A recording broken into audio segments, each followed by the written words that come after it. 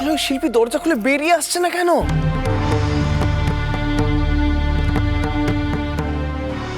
বুড়ো মানুষ, একদিন তো অন্ন জল কিছুই গ্রহণ করেননি, তাই হয়তো শরীর দুর্বল হয়ে পড়েছে। দরজা খোলার মতো শক্তি নেই তার। সত্যি যদি অঘটন কিছু ঘটে যায় তাহলে তার দায় কিন্তু তোমার মাথায় চাপবে। না মানে তাহলে এখন আমি কি করব? শিল্পীর শর্ত না মেনে দরজা ভাঙবো? কর্তামশাই, কর্তামশাই, কর্তামশাই এক্ষুনি ছুটে চলুন আপনি চণ্ডীপুরের মন্দির। কেন, কি হয়েছে?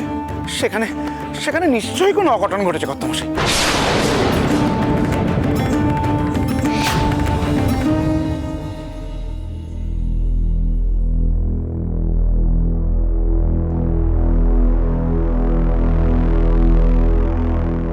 কি হয়েছে রক্ষী?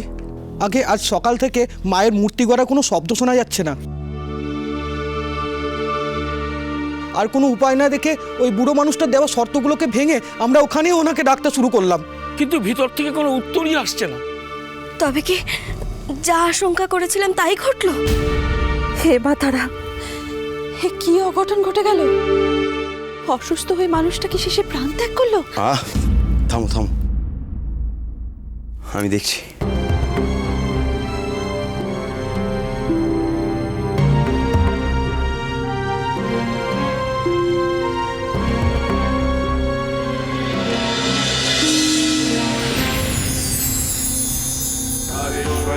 च ताराभा तारागणस्वरूपिणी तारागणसमाकिरणा तारागणनिषेविता तारागुणगणाकिरणा तारागुणगणप्रदा तारागुणगणाशक्ता तारागुणगणालया। এ কেমন মূর্তি করেছেন শিল্পী?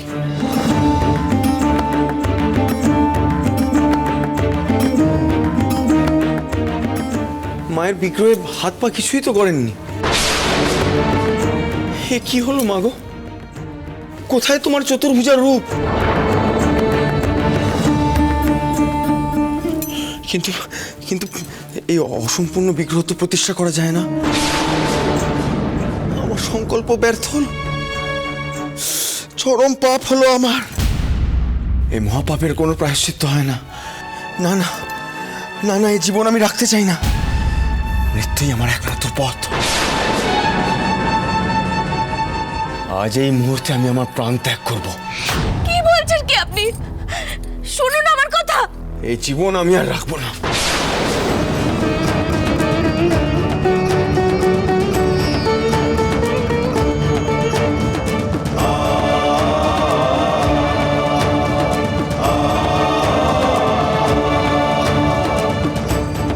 দরজা খুলুন, দয়া করে দরজা খুলুন।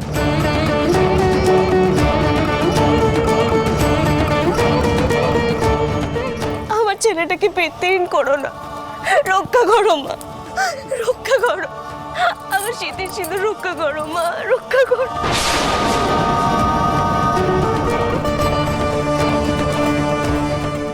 রাখবো না, কিছুতেই রাখবো না আমি এর প্রাণ। মাগো মাগো, আমায় ক্ষমা করে দাও মা। কি করে পুজো করবো আমি তোমার এই অসম্পূর্ণ মূর্তি? আমি কি করে প্রতিষ্ঠা করব তোমাকে? আমায় মৃত্যু দাও মা, আমায় মৃত্যু দাও।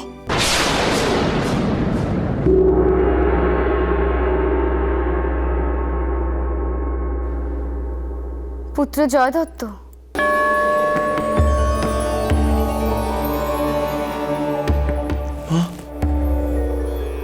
কাঁদিস না পুত্র, মনের সমস্ত সংশয় দূর কর।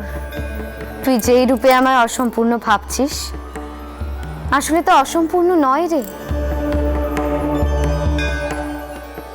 আমার ইচ্ছায় শিল্পী এই রূপ করেছেন। এই রূপেই আমি সমস্ত ভক্তকে দর্শন দেব, তাদের পূজা গ্রহণ করব আমি।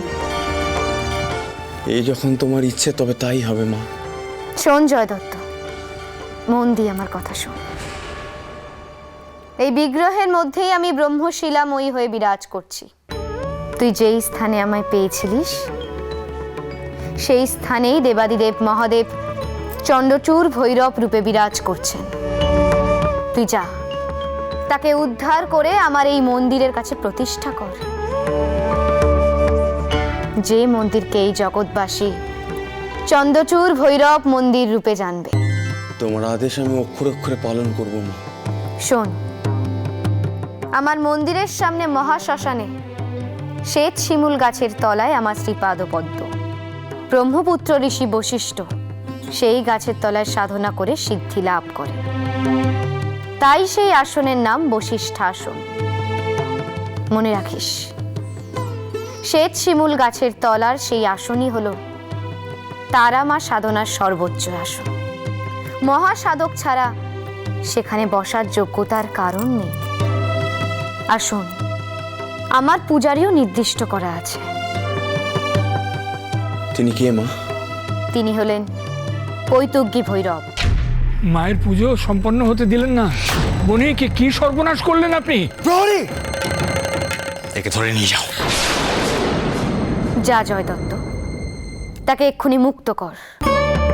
কাল আশ্বিন মাসের শুক্লা চতুর্দশী, কালই তুই আমার পূজা করে আমার প্রতিষ্ঠা কর। তোমার আদেশ আমি পালন করব মা।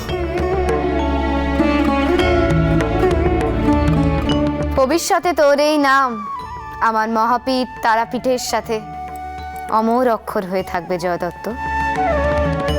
কল্যাণ হোক তোর।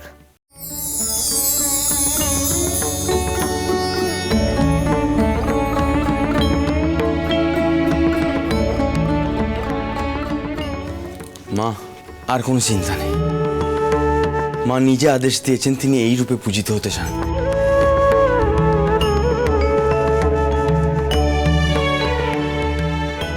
কাল শুক্লা চতুর্দশী, কালী মায়ের পুজো করতে হবে।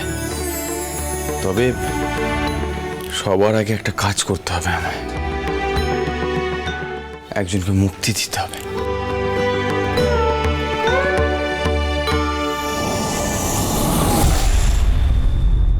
ক্ষমা করবেন আমাকে, এই অধমকে ক্ষমা করবেন। আমি আপনাকে শাস্তি দিয়ে মহাপাপ করেছি।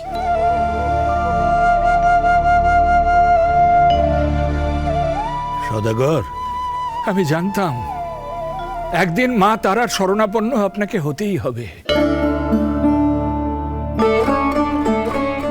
আর সেদিন মা আপনাকে পথ দেখাবেন, সঠিক পথ। জয় তারা, জয় জয় তারা, জয় তারা। মাই আমাকে পথ দেখিয়েছেন পুরোহিত মশাই। মায়ের আদেশেই তো আমি মন্দির গড়েছি। এবার থেকে মায়ের নিত্য পুজোর দায়িত্ব আপনাকেই নিতে হবে। এও মায়েরই আদেশ। আপনি আমাকে ধন্য করলেন সদাগর। আমি মায়ের পুরোহিত হব, এ তো আমার পরম সৌভাগ্য। জয় মা, জয় মা, জয় মা, জয় মা। নাই মশাই, আগে আপনি পুজোর ব্যবস্থা করুন। কাল শুক্লা চতুর্দশীতে জগতের মাঝে মাকে প্রতিষ্ঠা করতে হবে।